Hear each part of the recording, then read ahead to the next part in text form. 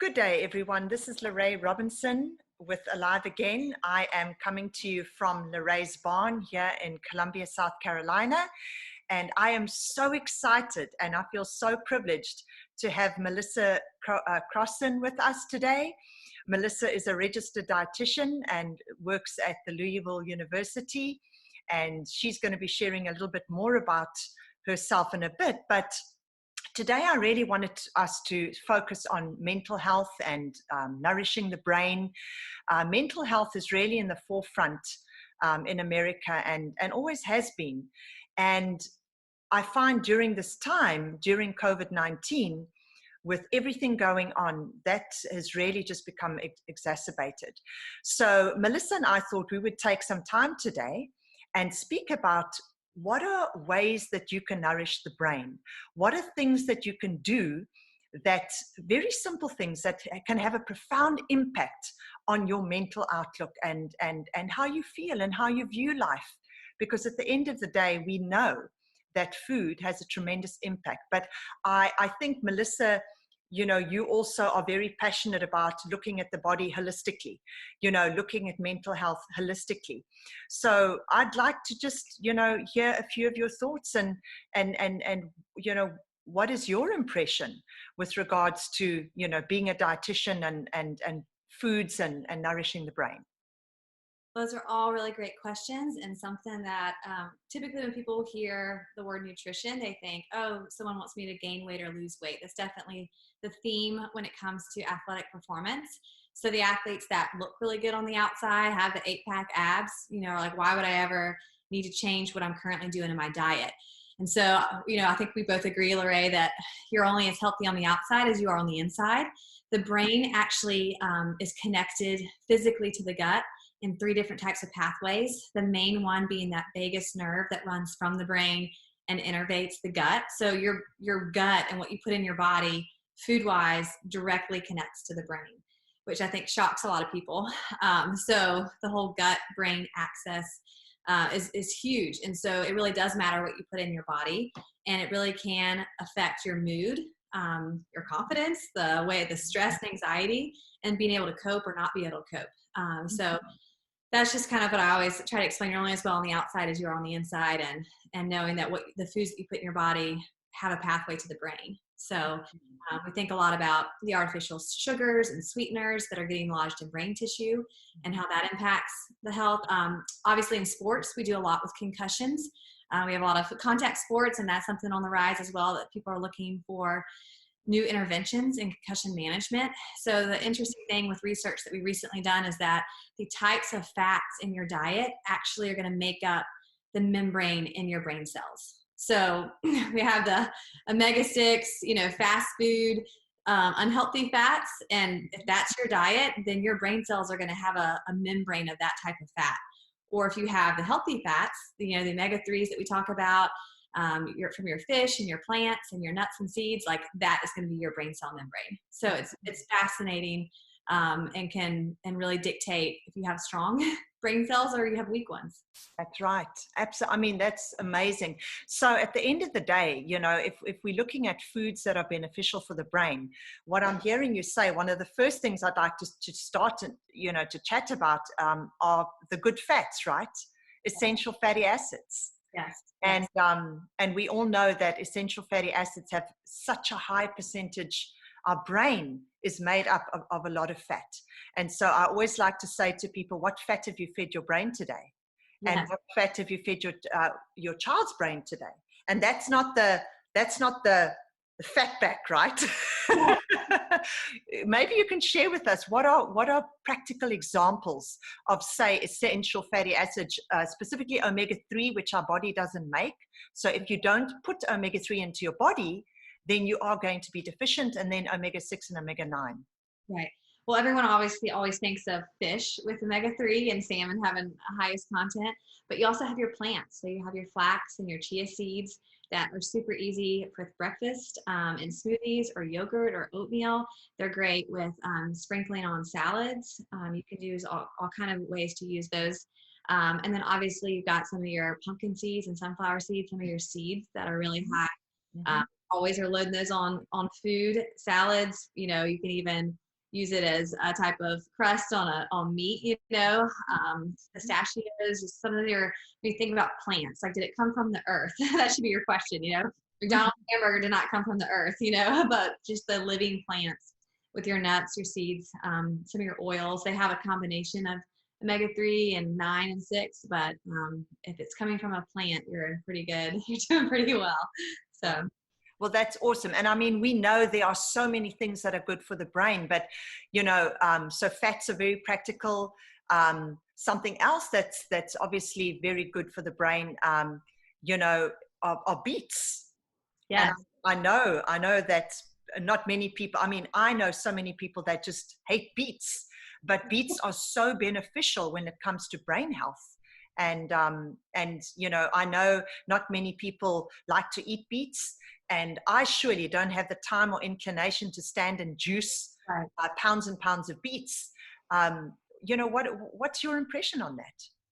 I'm probably one of those that don't love beets. I will eat anything because I'm like, it's good for me. So it's about what does my body need, not what I want. But at the same time, I'm always looking for the easy way too. So I sneak beets, specifically Ames beet powder into ready beets into all of my athletes' drinks, smoothies, you name it. They have no clue. So I tell them I'm making them a strawberry smoothie, and it's like beautiful pink red. I'm like, this is the prettiest strawberry smoothie I've ever seen. The ready beets in behind their back. They can't taste it. So it's no harm, no foul. Wow. But I definitely, that's something in athletic performance with blood flow and oxygen. But you think about oxygen to the brain. So I think everyone in America can attest if I just had more energy. I think I hear that whether you're an athlete or you're a stay-at-home mom or you're a doctor or whoever you are, I just wish I had more energy. And we're kind of addicted to caffeine for energy and trying to get going. So most of the time it's just dehydration and a lack of blood flow. And so I have a ritual of beets in my day with the peak endurance from AIM as well as the ready beets. And then I'm sneaking them into everyone else's food as well that I work with. So that's, the brain is basically water and fat. So getting that oxygen, getting the blood flow, getting the water and the nutrients to the brain is essential. And beets are the big help with that, with stimulating nitric oxide, which transports that. So. Wow, that's wonderful. And I'd just like to show you all, this is AIM's Ready Beets. And believe it or not, there are 15 pounds of beets in there, concentrated beet juice powder, in there. It's equivalent of juicing 15 pounds of beets. So it's not messy. And so, beets are also very beneficial for the liver and keeps the liver clean. And so both Melissa and I do not go a day without it. We are both athletes, and we really use this to increase our performance, to increase our stamina. There's a difference between energy and stamina. Stamina is the ability to do so much more, to go on, to carry on so much longer. And I find it also reduces lactic acid in my body. But definitely amazing. The nitrites absolutely increase blood flow, like Melissa said, to the brain. So I'm so glad that you also love AIM's Ready Beets. Kids that a lot of people are like, well, so-and-so, whether it's my kid or my athlete or whoever it is, or my husband, they don't eat that stuff. I'm like, well, they don't have to know that they're eating that stuff. So, for example, I love putting it in hummus, and people are like, that is the prettiest hummus I've ever seen. There you and go. It's on the flavor of whatever you use. So beets are easy. They take on the flavor of other things. If you don't like them, you can always hide the taste, but people eat with their eyes. So the color of beets in anything you use is beautiful. So there you go. And I love the way you mentioned that you make strawberry smoothie for your athletes, because when you combine frozen strawberries and the beets, man, I mean, you don't even taste those beets. It's popping. And I'll tell you what, if you just do a plain strawberry banana smoothie, it's very bland in color. It honestly doesn't have color. Athletes are like, oh, this is like, what is even in this? But if you put beets in it, it's like hot pink. And so they're more likely to eat it when it has the beets in it than when it doesn't. So absolutely. And just to hop back to the essential fatty acids, in a lot of those essential fatty acids, they contain vitamin E. And vitamin E, researchers showed, is just so beneficial for cognitive function and cognitive health. And AIM has the most incredible essential fatty acid called omega. And I'm very passionate about this product because it is a cold pressed combination of essential fatty acids. It's in a nitrogen flush bottle. It's in a dark capsule. And it's important to know that whatever essential fatty acid you're using, if it's not in a dark capsule or in a dark container, it gets destroyed. Your good fats get destroyed by heat, light, and oxygen. So omega is the perfect ratio of omega-3 to 6 to 9. And I know you are also very faithful with omega at the, and always have been. So just to show, if you know you're not going to have those omegas, there are always tools that you can go and tap into. And these are definitely, this is something I use every day. It helps regulate inflammation. It helps my skin. It just helps my brain. Your essential fatty acids just work on the whole endocrine system. And that's important. I think a lot of people are like, oh, well, there's a zillion omega-3s on the market, which is true. But even in my world, I'm always looking, because the second that omega-3 or any type of fat is heated, sometimes it can get rancid, or it can turn into the bad fats that we don't want. So the cold pressed fats, which is what AIM does, is huge. So just because something markets itself as omega-3, and has all these great things, if you flip onto the label in the back and see how it's been processed, and it says high heat or high oleic or high oleic sunflower oil or whatever it is, then it's like, oh, that has now turned rancid or bad. So it's a cheaper way to manufacture products, which is why companies do it. But not all omega-3s on the market are at all the same. So sure. Well, that's wonderful to know. And so I want to wrap it up, Melissa, but I also wanted to just quickly speak about, refined sugars, because refined sugars, and you and I both know, this is America's biggest downfall. I think any westernized country, but specifically America, if we look at, the refined added sugars that people are eating, and they are far surpassing the recommended amount of added sugars, that the World Health Organization recommends, and the Heart Association recommends for us. In your opinion, as a dietitian, what impact do you think refined sugars have on the brain, and on your on your mental health? Your mental health.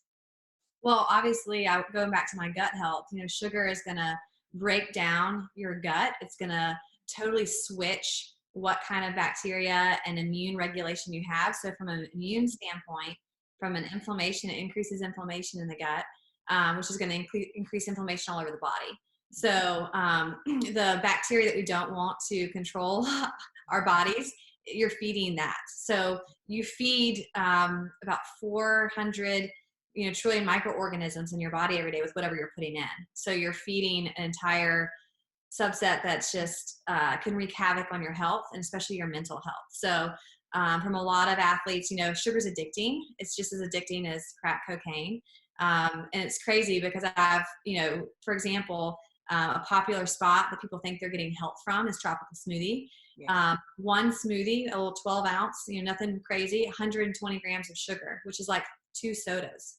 So when I make my smoothies, my athletes originally hated them. They're like, there's no sugar in this.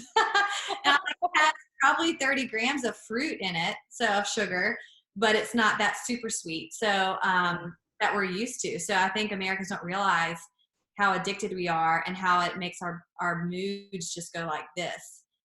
Because always tell them what goes up must come down. So you spike yourself with a big sugar surge, then you're going to crash yourself. And so people wonder why they're up and down all day with energy, with their mood and all of that. And it's really, their blood sugars. So your mood and your blood sugars are going to parallel. So blood sugars up, mood up. Blood sugar's down, mood down. That's so, right. You just feel very unstable, like you live on a roller coaster. That's right. And I think what you're saying now is so critical. And that's something that I always challenge my clients, is to do a sugar inventory and to monitor how much refined sugars they're getting in. Because one thing that I've seen is that refined sugars, as you've said, has a profound impact on the brain and central nervous system. Right. So, if your blood sugar, like you say, is out of kilter, your moods will be out of kilter, and your lows will be low, and your highs will be high. Yeah, you live life on a roller coaster, you know? That's right. And I mean, some people actually get aggressive, throw pots and pans. Um, it's Well, I just mean, I know, I felt it myself, so I'm speaking from experience too, but, and then typically because we're so exhausted and so low, we reach for not only more sugar, but more caffeine. that's right. To pick Double you up. whammy, which people don't realize the caffeine and the sugar both are stimulating stress hormone. So if That's you're right. already stressed out and anxious and a lot on there, you're just adding to it. So you're That's kind of right. monster with That's what you right. put in. Instead of fighting the monster, you're kind of actually adding to it. So That's right. And another thing I wanted to add to that is that one of the things we see that alcohol and sugar, refined sugar does, it also depletes and robs your body of your B vitamins, as does stress. right. And so your B vitamins are also so critical for your brain and for your brain to function properly. And so I want you to speak about AIMS Peak Endurance. Oh yes. Because this is just the most incredible. It's actually a performance product, but what I like about it that it has no caffeine, it has no stimulants, no ephedra, and only 1 gram of natural sugar. But I'd love for you to speak to that. Well, the good news is it does taste good. For those of you all like, don't take my sugar away. It does taste good, but obviously with naturally flavored sugars from beets and stuff in it.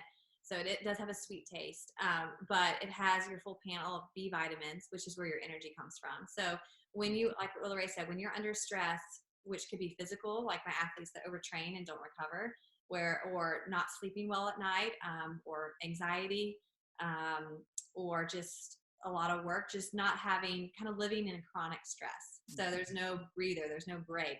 Stress isn't bad. It's just when it's 24/7 that we start having problems.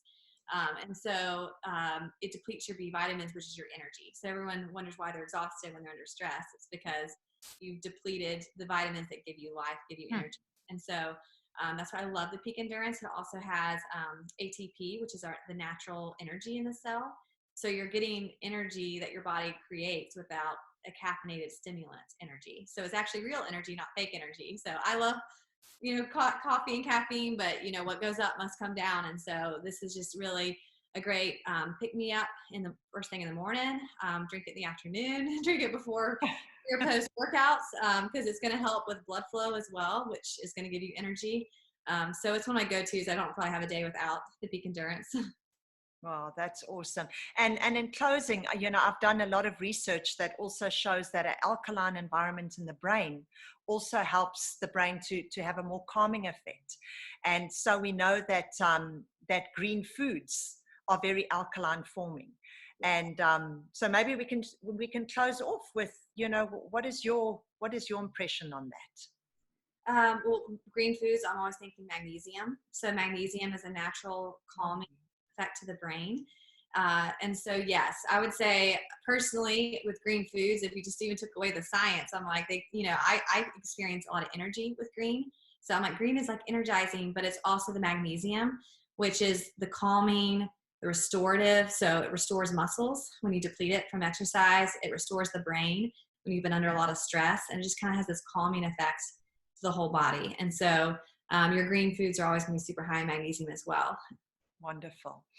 Well, Melissa, I'm so excited that you took the time to speak with us today. And hopefully these are just a few tips that people can glean from and just take away and go and ponder upon, and hopefully, just apply some of these tips and feel better.